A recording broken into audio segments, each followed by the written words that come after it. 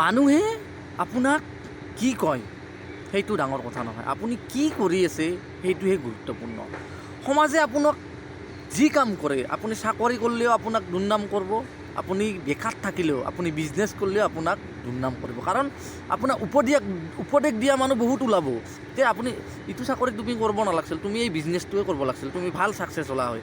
যদি আপুনি বিজনেছ কৰিছে তেতিয়া আপোনাক ক'ব যে আপুনি চাকৰি কৰিব লাগিছিল, বিজনেছ কৰি একো লাভালাভ নহ'ব। গতিকে আপুনি যিয়েই কাম নকৰক কিয় আপুনি সমালোচনাৰ সন্মুখীন যে হ'ব সেইটো একদম 100% গেৰেণ্টি। সেইকাৰণে যদি আপুনি বেলেগৰ কথা ভাবি আছে তেতিয়া আপুনি যিখিনি বৰ্তমান সুখ উপভোগ কৰিব লগা আছে আপুনি সেইখিনি উপভোগ কৰিব নোৱাৰে। গতিকে বেলেগৰ কথা চিন্তা কৰি আপুনি নিজৰ গুৰুত্বপূৰ্ণ আৰু এই সুখৰ সময়খিনিক অপব্যয় নকৰিব।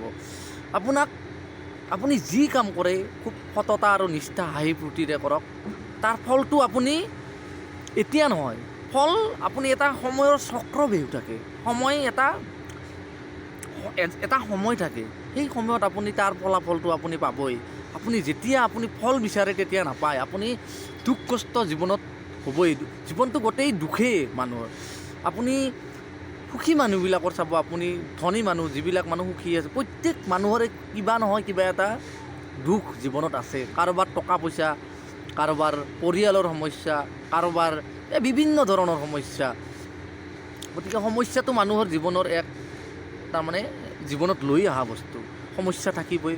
গতিকে জীৱনত যিটো ভাল পোৱা যায়, যিটো কৰিব ইচ্ছা যায়, তাক যদি সততা আৰু আমি নিষ্ঠাৰে নকৰোঁ তাৰ পৰা কেতিয়াও এটা সুফল আমি আশা কৰিব নোৱাৰোঁ।